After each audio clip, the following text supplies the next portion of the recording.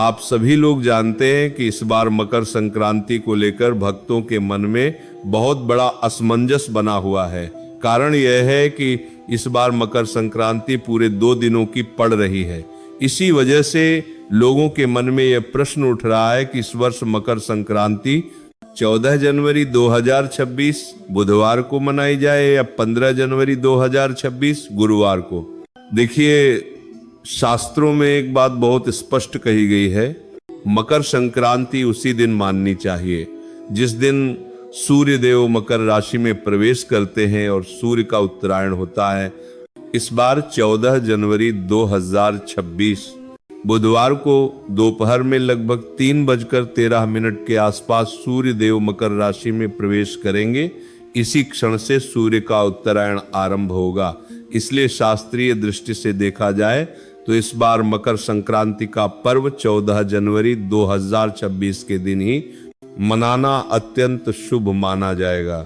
भाइयों और बहनों, मकर संक्रांति का दिन केवल एक पर्व नहीं है, बल्कि यह स्नान, दान और पुण्य का महापर्व है। इस दिन किए गए छोटे से छोटे पुण्य का फल भी कई गुना बढ़कर मिलता है। इसलिए इस दिन स्नान और दान अवश्य करना चाहिए। अब प्रश्न आता है, इस दिन स्नान और दान का शुभ मुहूर्त कौन सा है?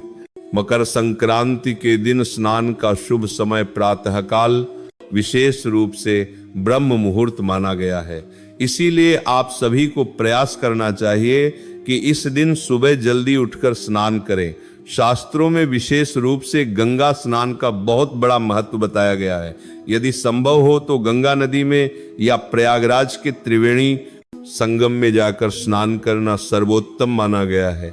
यदि आप वहां नहीं जा सकते हैं तो अपने घर के पास जो भी पवित्र नदी हो उसमें स्नान करें। और जो लोग किसी कारणवश घर से बाहर नहीं जा सकते, वे अपने घर में स्नान के जल में गंगा जल और काली तिल्ली मिलाकर स्नान करें। ऐसा स्नान भी शास्त्रों में सर्वश्रेष्ठ बताया गया है। स्नान के बाद आता है दान का समय।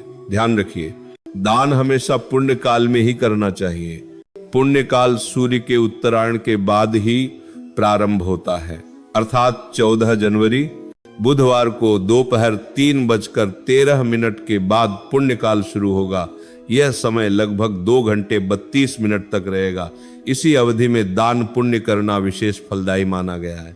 अब कुछ लोगों का यह भी मानना है कि सूर्य का उत्तरायण 14 जनवरी की रात लगभग 9 बजे के आसपास हो रहा है, इसलिए वे मकर संक्रांति 15 जनवरी 2026 गुरुवार को मानेंगे। लेकिन यदि शास्त्रीय गणना और परंपरा को देखा जाए तो अधिकांश विद्वान और धर्माचार्य 14 जनवरी को ही मकर संक्रांति मानने के पक्ष में है। अतः 14 जनवरी को मकर संक्रांति मानना ही अधिक शुभ और श्रेष्ठ है। अब एक बहुत महत्वपूर्ण बात ध्यान से समझ लीजिए, इस बार मकर संक्रांति के दिन एकादशी भी पड़ रही है।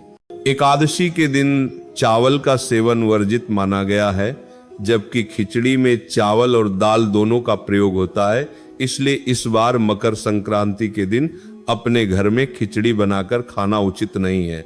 हाँ, यदि आपका मन दान करने का है तो खिचड़ी का दान किया जा सकता है, इसमें कोई दोष नहीं है। लेकिन ध्यान रखें, खिचड़ी पकाकर न खाएं और न ही पकाकर दान करें। इसके स्थान पर कच्चे चावल और कच्ची उड़द या मूंग की दाल को अलग अलग रखकर दान करें। इसके साथ साथ इस दिन काली तिल्ली और गुड़ का दान अवश्य करें। शास्त्रों में कहा गया है कि मकर संक्रांति के दिन तिल और गुड़ का दान बहुत बड़ा पुण्य देता है। जो लोग खिचड़ी का दान न कर पाए वे तिल और गुड़ के लड्डुओं का दान जरूर करें और स्वयं भी इन्हें ग्रहण करें। मकर संक्रांति के दिन सूर्य के उत्तरायण होते ही खरमास समाप्त हो जाता है। इसी दिन से विवाह, गृह प्रवेश, मुंडन जैसे सभी शुभ और मांगलिक कार्य पुनः आरंभ हो जाते हैं। साथ ही इसी दिन से ठंड धीरे धीरे कम होने लगती है और सूर्य की किरणों का प्रभाव बढ़ने लगता है। भाइयों और बहनों, मकर संक्रांति वह पावन दिन है जिस दिन किया गया छोटा सा दान भी कई गुना फल प्रदान करता है। इसलिए इस दिन अपनी सामर्थ्य के अनुसार दान अवश्य करें, चाहे वह तिल, गुड़, वस्त्र, अन्न या धन हो। अब हमें पूर्ण विश्वास है कि इस प्रवचन के माध्यम से आपको यह स्पष्ट उत्तर मिल गया होगा कि इस बार मकर संक्रांति 14 जनवरी 2026 बुधवार को ही मनाना श्रेष्ठ और शास्त्र सम्मत है। हरि नाम स्मरण करते रहें, दान पुण्य से जीवन को पवित्र बनाएं। सूर्य देव की कृपा आप सभी पर बनी रहे।